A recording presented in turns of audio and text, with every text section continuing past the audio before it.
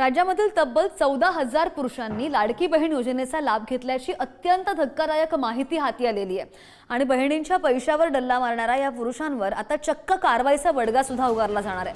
कुणी आणि कसा लाटला बहिणींचा हा पैसा, पाहूयात या रिपोर्टमध्ये।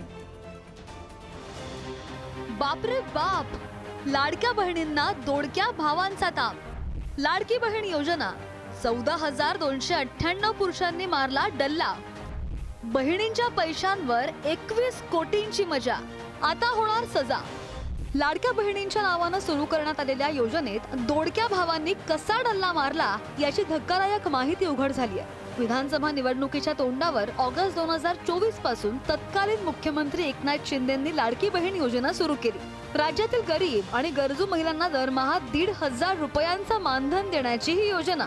या योजनेमुळेच महिलांनी महायुतीच्या बाजूने निवडणुकीमध्ये भरभरून मतदान टाकलं आणि पुन्हा एकदा राज्यात महायुतीचं सरकार सत्तेवर आलं। मात्र निकषांचं काटेकोर पालन न झाल्यानं लाडकी बहीण योजनेत पुरुषांनी सुद्धा कसे हात धुवून घेतलेत याचे आकडे आता समोर आलेत। लाडकी बहीण योजनेवर सरकार वर्षाकाठी 42,000 कोटी रुपये खर्च करतंय। मात्र लाडक्या बहीण योजनेचा लाभ चक्क 14,298 पुरुषांनी घेतल्याचं उघडकीस आलंय। गेल्या महिन्यात या लाडक्या पुरुषांना 21 कोटी 44 लाख रुपयांचं वाटप झालं। आणखी धक्कादायक बाब म्हणजे 2,36,014 लाभार्थ्यांच्या नावांसंदर्भात अजूनही शंका आहे। महिलांच्या नावानं पुरुषच योजनेचा लाभ घेत असल्याचा संशय असून त्याची छाननी सुरू आहे। लाडकी बहीण योजनेचा लाभ घेणाऱ्या पुरुषांकडून लाटलेलं मानधन वसूल करण्याची कारवाई आता सरकार सुरू करणार आहे। आम्हाला आमच्या राज्याचा सार्थ अभिमान आहे। जरी विरोधात असले तरी म्हणून महाराष्ट्राबद्दल काही खपून घेणार नाही आम्ही, पण दुर्दैवाने हे सरकार आल्यापासून एवढं मोठं मॅन्डेट यांना दिलं। लाडकी बहीण योजनेमध्ये करप्शन, ज्या बहिणींबद्दल ते इतकं पवित्र नातं आहे ह्याच्यात त्यांनी करप्शन केले, पुरुषांना पैसे दिले, चुकीची लिस्ट आली।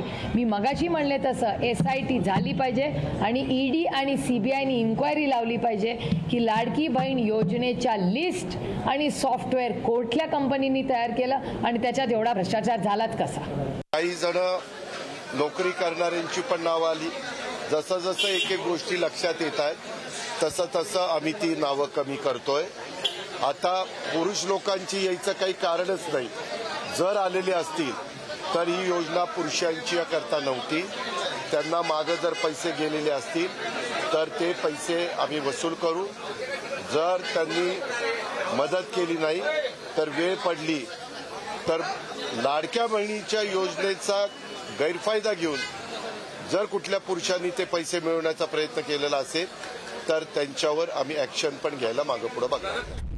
लाडकी बहीण योजनेच्या लाभार्थ्यांच्या यादीमध्ये 14,298 पुरुष घुसले कसे, त्यांना कोणी घुसवलं, छाननी कोणी केली आणि या सगळ्यासाठी जबाबदार कोण, असे प्रश्नही आता निर्माण झालेत। 65 वर्ष वयावरील महिलांसाठी इतर योजनांचा लाभ मिळत असल्यानं लाडकी बहीण योजनेसाठी त्या पात्र नसतील असाही निकष सरकारनं ठरवलेला होता। मात्र 65 वर्षांवरील 2,87,803 वयोवृद्ध महिलांनी योजनेचा लाभ उचलला। गेल्या 10 महिन्यात तब्बल 431 कोटी 70 लाख रुपये त्यांच्या बँक खात्यामध्ये जमा झाले। आता या वयोवृद्ध महिला लाभार्थी देखील योजनेतून वगळल्या जातील। त्यामुळे सरकारचे वर्षाकाठी जवळजवळ 518 कोटी रुपये वाचणार आहे। एका कुटुंबातील 2 पेक्षा अधिक महिलांना योजनेचा लाभ दिला जाणार नाही असाही नियम आहे। एकाच कुटुंबात 2 पेक्षा अधिक महिलांनी लाभ घेतल्याची 7,97,751 प्रकरणं समोर आली आहेत। त्यांना आतापर्यंत 1,196 कोटी 62 लाख रुपयांचं वाटप झालंय। अशा प्रकरणातील महिलांना लाभार्थींच्या यादीमधून वगळण्यासंदर्भातला निर्णय अद्यापही झालेला नाही। योजनाच मुळात अभ्यास पूर्ण करून आणलेली नाहीये, इलेक्शनला धरून आणलेली योजना आणि म्हणून मधल्या काळामध्ये खूप साऱ्या ज्या आहेत त्या आपल्याला माहिती आहे की लाडक्या बहिणींचे जे आहे ते अनुदान कमी करण्याचं झालं, त्यांचे निकष सातत्याने बदलण्याचे प्रकार चालले आणि हा आता एक नव्याने प्रकार जो आहे तो समोर आलेला आहे की पुरुष जे आहेत त्याचे लाभार्थी। त्यामुळे खरं तर अशा योजना तयार करण्यापूर्वी राज्य सरकारने अभ्यास करायला पाहिजे होता, परंतु इलेक्शन डोळ्यासमोर ठेवून ही योजना आणलेली आणि त्यामुळे त्याच्यामध्ये खूप जे आहेत त्या त्रुटी आहेत हे सगळ्यांना मला असं वाटतं की याच्यामध्ये मुख्यमंत्र्यांनी भूमिका स्पष्ट केली आहे, सरकारने स्पष्ट केली आहे। चुकीच्या पद्धतीने जे आमच्या लाडक्या बहिणींनी घेतले आहे त्याबद्दल सरकारची भूमिका क्लिअर आहे की वसूल करणार नाही। पण त्या महिलांच्या पैसे जर भावांनी घेतले असेल किंवा व्यक्तीने घेतले असेल, पुरुष व्यक्तीने, तर गुन्हा दाखल केला पाहिजे आणि पैसे वसूल केले पाहिजे। लाडकी बहीण योजनेवर वर्षाकाठी 42,000 कोटी रुपये खर्च करावे लागत असल्यानं राज्य सरकारच्या बाकीच्या विकास कामांना मोठ्या प्रमाणामध्ये फटका बसलाय. त्यात आता लाडकी बहीण योजनेचा लाभ पुरुषांनी आणि वयोवृद्ध महिलांनी सुद्धा लाटल्याचं समोर आलंय. निवडणुकांच्या तोंडावर घाईघाईनं लाडकी बहीण योजना सुरू करण्यात आली, पण दोडक्यांना वगळण्याचं मुश्किल आव्हान आता सरकार पुढं उभं ठाकलंय. ब्युरो रिपोर्ट, पुढारी न्यूज.